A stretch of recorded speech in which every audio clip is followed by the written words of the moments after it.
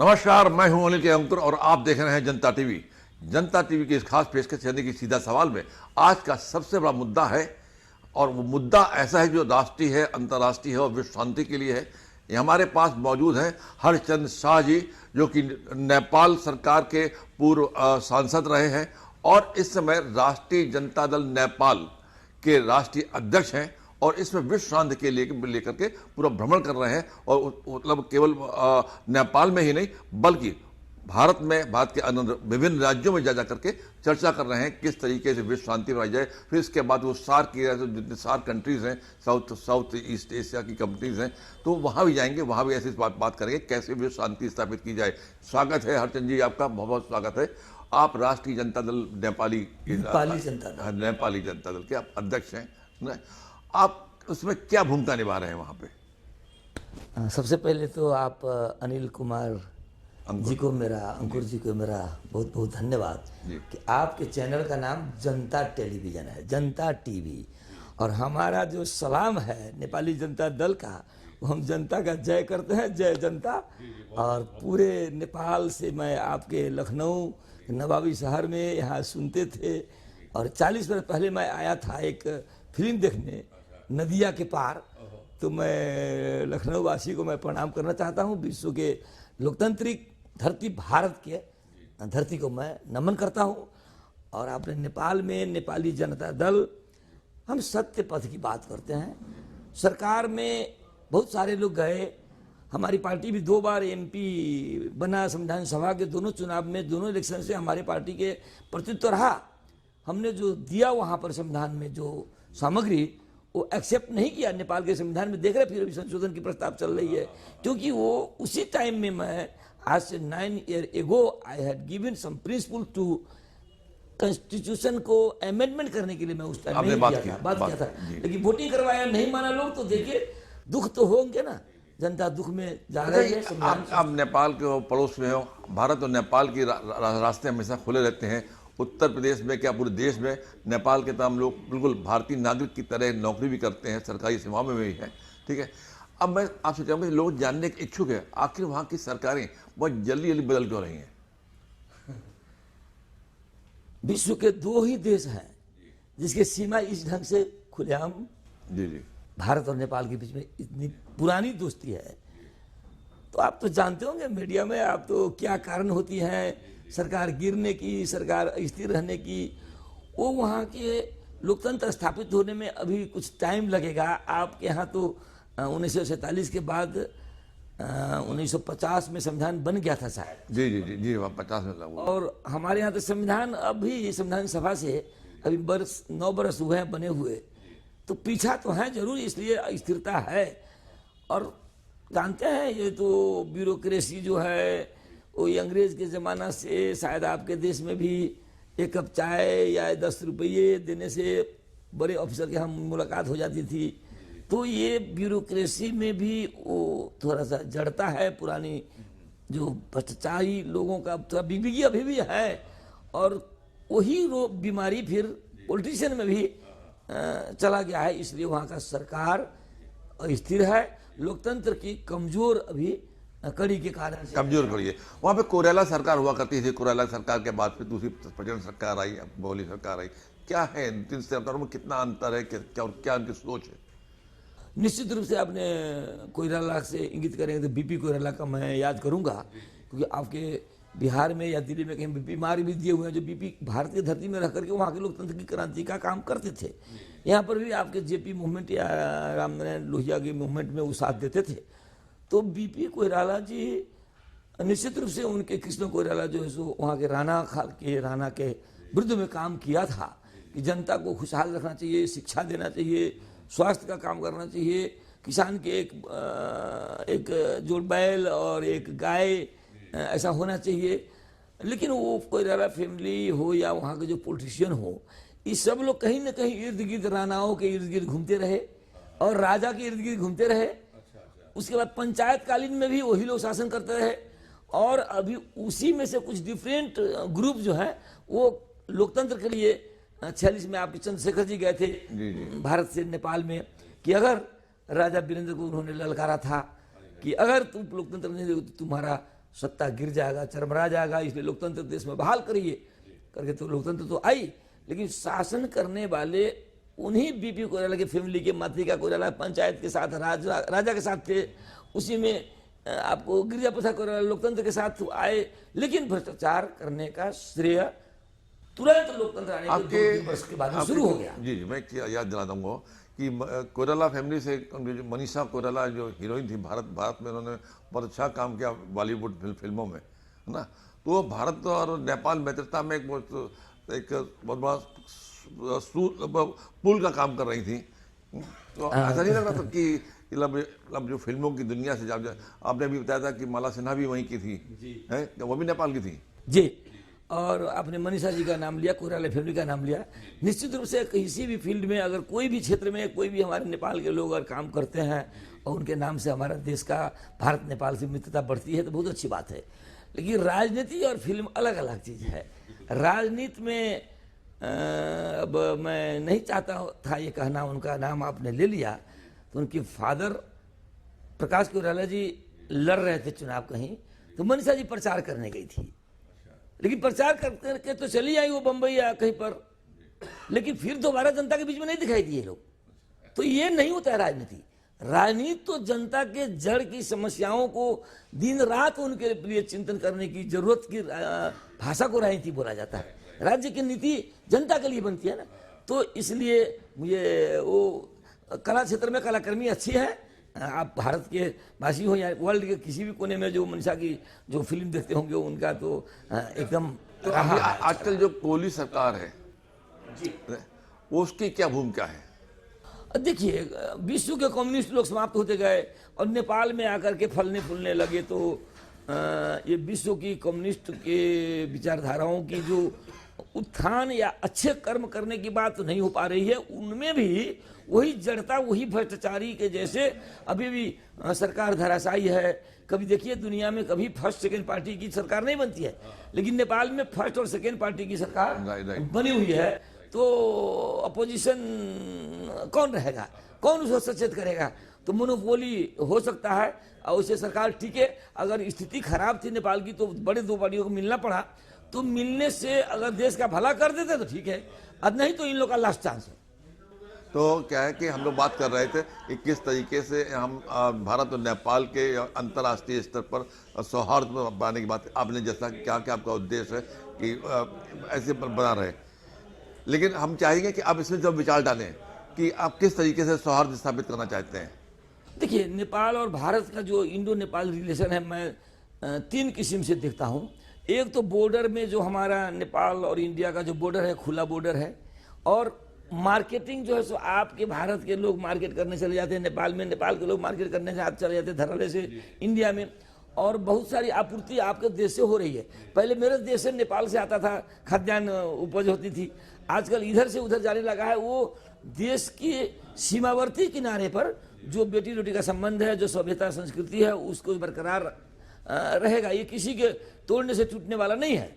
और उसके बाद में दिल्ली टू काठमांडू संबंध भी उतना ही सौहार्द होना चाहिए, क्योंकि हमारा देवनागरी लिपि, हमारा जो सो अपना जो यहाँ की संस्कृति है, संस्कृति, यहाँ की खान पीन, वहाँ के खान पीन सब समान है। आपके दार्जिलिंग हो या गुवाहाटी हो या असम हो, वहाँ पे तो नेपाल के जैसे ही वेशभूषा वाले, आपका उत्तरांचल में गढ़वाल में नेपालियों के ही जैसे वेशभूषा वाले हैं ना, तो बहुत ढंग से हम लोग मिलते जुलते हैं। इसीलिए नेपाल भारत का संबंध ये रहना चाहिए और मजबूती से रहना चाहिए। इस पर मैं काम कर रहा हूँ, जो कि मैं पूरब में वेस्ट बंगाल, गुवाहाटी या बिहार से यूपी तक आया हूँ। अब गढ़वाल भी जाने का प्लानिंग में कर रहा हूँ। यूपी में आप जयके त्रिपाठी जी के आए हैं? जी जी, उनके बहुत क्षण भर में आप जैसे जर्नलिस्ट, वेटरन जर्नलिस्ट।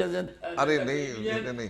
अच्छा, आपको देखा, मैंने जैसा देखा कि राष्ट्रीय आपकी नेपाली राष्ट्रीय जनता दल, जी नेपाली जनता दल, नेपाली जनता दल, नेपाली जनता दल जो है उसका पूरा वो बैकग्राउंड वो हरा है, ग्रीन है ना, जो बैकग्राउंड ग्रीन है। वैसे ही राष्ट्रीय जनता दल जो भारत में है, राष्ट्रीय जनता दल जिसके अध्यक्ष मुखिया लालू जी हुआ करते थे हमेशा, है ना, और लालू यादव जी उनसे मिलता जुलता है। इस पर लालू जी निश्चित रूप से लालू जी के साथ तो मैं काम भी किया हूँ, लेकिन लालू जी से पहले मैं कर्पूरी ठाकुर से काम किया, और जेपी और मूवमेंट और जयप्रकाश नारायण या जॉर्ज फर्नांडिस जी को लोगों के साथ में काम किया। आपके यहाँ चौधरी चरण सिंह साहब जो प्राइम मिनिस्टर बने थे, उनके बारे में भी हम लोग अध्ययन करता रहा। भेंट मुलाकात तो नहीं हो पाई, लेकिन चंद्रशेखर तो हमारे देश में वहाँ पर ही हमारे देश में लोकतंत्र लाने का उनका श्रेय है। तो ये छाप या नेपाली जनता दल की बात है, हम तो अंग्रेजी में नेपाली जनता पार्टी लिखे हैं। नेपाली जनता दल शुद्ध शब्द है, ये देवनागरी लिपि में शुद्ध शब्द है। आपके मान लीजिए बीजेपी है, भारतीय जनता पार्टी, पार्टी वहाँ इंग्लिश शब्द वहाँ पर ऑटोमेटिकली वहाँ पर इट इज इंक्लूडेड, तो दल हो तो मुझे लगता है कि मुझे गौरव है कि नेपाली जनता दल, चाहे भारत के कोई जनता दल अगर है तो उससे कोई मतलब माने नहीं होगा, लेकिन काम हमारे देश के लिए क्या करेंगे, हम पीपुल के लिए काम क्या करेंगे, उस पर निर्भर करता है। लालू यादव की पार्टी राष्ट्रीय जनता दल भी तो समाज के लिए काम कर रही है, आप भी अपने समाज के लिए काम कर रहे हैं, यानी नेपाली जनता दल भी वहाँ के लिए काम कर रहे हैं। आप उसके मुखिया होने के नाते हरचंद शाह जी, क्या आप लालू की पार्टी से समझौता तो नहीं करने आए यहाँ पे भारत? नहीं, हम तो मुलायम सिंह साहब के, हमारे फूलन देवी जी हमारे घर में गई थी, हमारे गाँव काठमांडू में गई थी, तो समाजवादी पार्टी के साथ हम मैंने काम करेंगे साथ में। क्यों? बीजेपी के हमारे जैसे जो ये आपका मन ये क्या है, ये आपका बहुजन समाज पार्टी जिनके महासचिव रखे सुधीर भदौरिया जी रहे, तो क्या मैं उनसे गांठ करूं? नहीं, ये अपने देश की कैसे प्रगति होगी मेरी जनता का, मेरा दृष्टिकोण विचार साथ वहां का रहेगा, लेकिन साथ आप लोग का रहेगा। तो बीजेपी के लोग अगर हमारे साथ, मेरा सवाल था कि लालू की राष्ट्रीय जनता दल से और नेपाली जनता दल में कोई सामंजस्य स्थापित होना है कि नहीं होना है? ऐसा नहीं कुछ हुआ है। आप कि भारत की धरती पर वो राजनीति कर रहे हैं, उनका मजा आता है, उनके भाषण सुनने में मजा आता है। उनका काम हम लोगों ने किया था, सोशल जस्टिस के ऊपर मैं काम किया था, जरूर सामाजिक न्याय इस पर मैंने काम किया था, उनके साथ मिल करके बातचीत अनुभव हमें प्राप्त हुई थी। लेकिन नेपाली जनता दल नेपाली जनता के लिए काम करेगा, अब उनका जनता दल है तो अच्छा, नेपाल की मूल समस्या इस समय क्या क्या है जो भारतीयों से लेकर के रिलेटेड हो? मूल समस्या ये है कि हमारी संस्कृति पर क्रिश्चियनिटी कुछ आ रहा है, या कुछ दूसरे कुछ भाषा पढ़ने में कोई दिक्कत नहीं है, लेकिन अगर हमारी भाषा लोप हो जाए, भारत और नेपाल के संबंध में खटास हो जाए, कल जर्मनी की दीवार ढह रही है आज, और आज हमारे नेपाल और भारत के बीच में वो दीवार खड़ी है, ऐसा नहीं हो। इसलिए मैं नेपाल और भारत का मधुर संबंध रखना चाहता हूँ, उसके लिए मैं काम कर रहा हूँ, और विश्व शांति के लिए भी काम कर रहा हूँ, साउथ एशिया में भी शांति हो वो भी काम कर रहा हूँ, लेकिन विशेष करके भारत और नेपाल में इसलिए कह रहा हूँ कि भारत आपका महान देश, इतना बड़ा 140 करोड़ का जनता का जैसे आवास है आपका, और हमारे यहाँ 3 करोड़ है, तो नेपाल की जो बॉर्डर जो 1800 किलोमीटर है, वो अगर आपका 1800 किलोमीटर पर जो रक्षा खर्च आपका होता, आप भी, तो मैंने आपको कर दिया। जी जी बिल्कुल सही कहा। आप पाकिस्तान के बॉर्डर पर कितना खर्चा देते? हमारी आपकी संस्कृति एक है और लगभग ऑलमोस्ट धर्म के सिस्टम भी एक है जी। अभी महाकुंभ हुआ उत्तर प्रदेश में, प्रयागराज में, आपके नेपाल के लोगों ने तमाम सहभागिता भी हासिल की है ना? हाँ, मैं भी गया नहाया, कल मैं भी गया नहाया कुंभ में, लेकिन वहाँ पर और सारे मित्र लोग आए हैं, तो मित्र लोग से भेंट मुलाकात भी हो गया।